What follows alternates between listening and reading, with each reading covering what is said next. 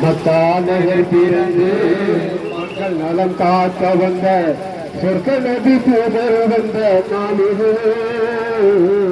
மக்காநகர் பிறந்து மக்கள் நலம் காக்க வந்த சொர்க்க நபி தூதர் சன்மார்க்க பெருமைகளுக்கு அஸ்ஸலாமு அலைக்கும் வரஹ்மத்துல்லாஹி வபரகாத்துஹு.